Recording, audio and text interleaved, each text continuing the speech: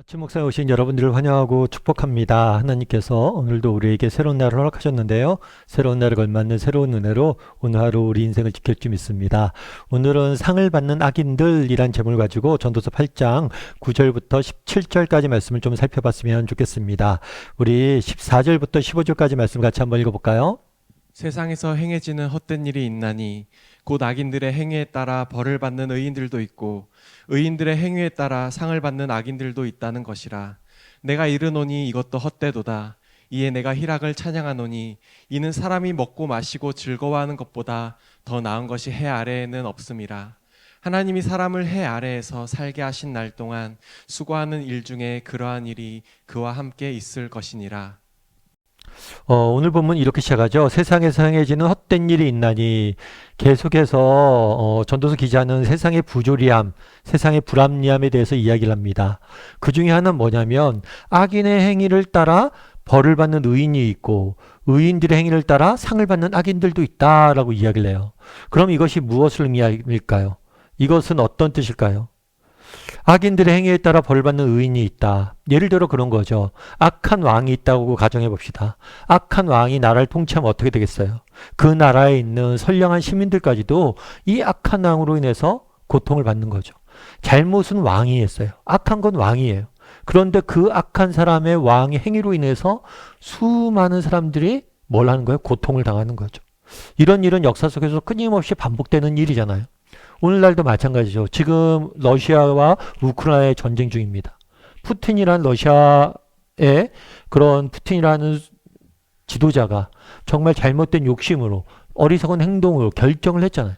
그 결과 어때요? 우크라이나 사람이나 러시아 사람이나 나아가선 전 세계 사람들이 고통받고 있잖아요. 그러니까 그 한 사람의 잘못으로 인해서 뭐예요? 모두가 이렇게 함께 고통을 당하는 거예요. 그럼 의문이 들 수 있죠. 왜 악한 사람이 잘못했는데 저 사람의 잘못으로 해서 우리 모두가 이렇게 고통당하게 되냐. 선량한 사람들이 고통당해야 되냐. 그러니까 세상이 참 불합리한 거죠. 반대도 마찬가지예요. 의인들의 행위에 따라 상을 받는 악인들도 있다는 거예요. 예를 들면 그런 거겠죠. 최근에 이제 3월이니까 3월에 우리 3.1절이 있었잖아요.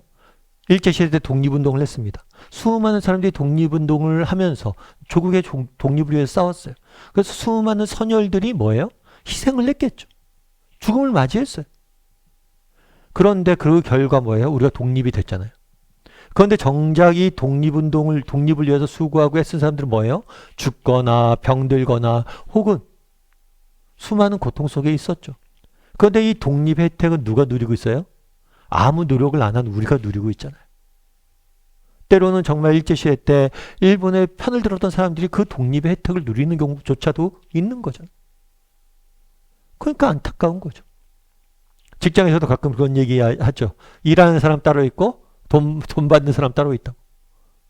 정말 내가 수고하고 열심을 다해서 최선을 다해서 일합니다. 그런데 그것들이 꼭 열심히 살고 성실히 산 사람들만이 그 혜택을 누리는 건 아니잖아요. 마찬가지로 이 세상의 일들, 세상의 모든 일들이 악인들의 행위로 인해서 벌받는 의인들이 있고 의인들의 행위로 인해서 상을 받는 악인들도 있는 게 이 세상의 원리라는 거죠. 그럼 이런 세상 속에서 어떻게 살아야 될까요? 전도서 기자는 이렇게 이야기합니다. 내가 이루노니 이것이 헛되도다. 이에 그러므로 내가 뭘 한다고 그래요? 희락을 찬양하노니 라고 이야기를 해요.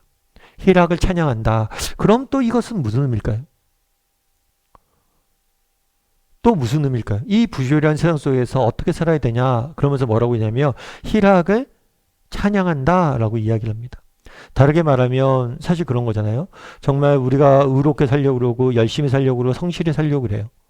그러면 우리 생각에는 열심히 의롭게 성실히 살면 마땅히 좋은 열매가 있어야 되잖아요. 좋은 결과가 있어야 되잖아요. 근데 세상은 그렇지가 않아요. 좋지 않은 결과가 있고 그럴 수도 있다는 거예요. 그래서 내가 어떤 걸 열심히 살아서 무엇인가 열매를 맺고 결실을 맺고 얻을 수 있다면 그것을 감사하고 즐거워하라는 거예요. 어떤 사람이 그런 이야기를 제가 읽은 적이 있어요. 어떤 분이 쓴 글에서 이런 얘기를 해요. 다른 사람이 나에게 잘해주면 그것은 당연한 것이 아니라 기적이라고. 다른 사람이 나에게 못해주는 게 정상이라고. 참 일리가 있다고 생각을 했어요. 다른 사람이 나에게 잘해주면 뭐예요? 기적이에요.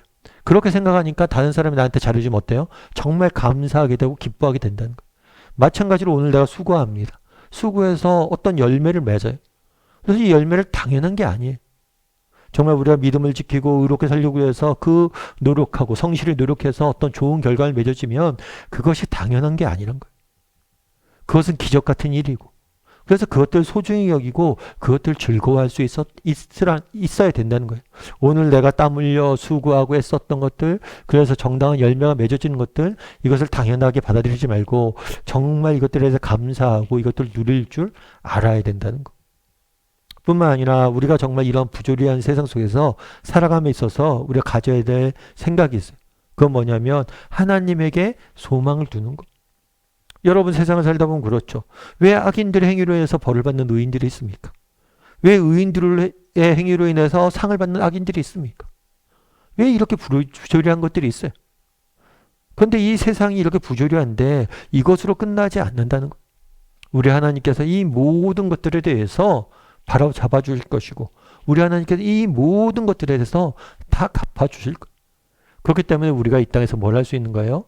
지금 당장 의인들의 행위로 인해서 정말 의롭게 살려고 그러고 내가 열심히 살려고 그러고 성실히 노력했다고 그래서 당장 열매가 안 나타난다 할지라도 우리가 열심히 살아갈 수 있는 거예요.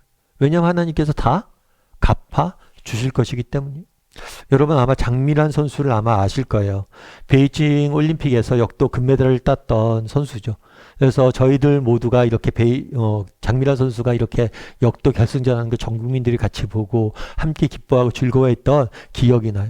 그런데 이 장미란 선수가 뭐 여러 가지 역도 선수로서 금메달 딴 것도 되게 감동적이었지만 저는 이 선수가 꼭 금메달 따고 뭘 성공하면 꼭 기도를 하더라고 그 자리에. 그러니까 아무래도 목사다 보니까 그 모습이 너무 보기 좋은 거예요. 그래서 더 응원하게 되는 거죠.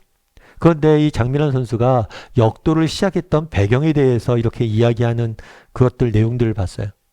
뭐였냐면 원래는 역도가 싫었대요 자기는. 그런데 아버지가 역도를 하라고 권유를 해서 억지로 시킨 거예요. 그런데 너무 재미가 없었대요. 역도가 재미가 있는 것도 아니고 그리고 멋스러운 운동도 아니잖아요. 사람들 박수 치는 운동도 아니잖아요. 비인기 종목에 뭐 재미도 없고 멋도 없고 그래서 너무 하기 싫었는데 그걸 아버지가 권유해서 억지로 했대요. 근데 재밌는 건 뭐냐면 아버지가 장민환 선수가 이렇게 역도를 시작했는데 어렸을 때 사인 연습을 시키대요. 사인 연습을 그렇게 시키더래요. 그래갖고 왜 나한테 이 연습을 시키냐 그랬더니 아버지가 그런 얘기를 해요. 나중에 너한테 꼭 필요할 거라고. 너한테 꼭 필요할 거라고. 그런데 실제로 뭐예요? 나중에 자기가 아버지가 어렸을 때 그 사인 연습하러 했는데 지금 이렇게 사인을 한다고. 참 그때 아버지가 사인 연습시켰는데 아버지는 그것들을 봤던 거라고. 그러니까 장민환 선수의 아버지도 역도 선수였어요. 근데 재능을 본 거죠. 우리 아이는 될 것이다. 본인은 몰랐지만. 그래서 억지로 시켰지만 아버지는 안 거였어요. 우리 하나님도 마찬가지란 거예요. 본인은 몰랐지만 그 아버지에게는 꿈과 계획이 있었잖아요. 우리 하나님도 마찬가지는 거예요. 지금 세상은 부조리한 것 같습니다.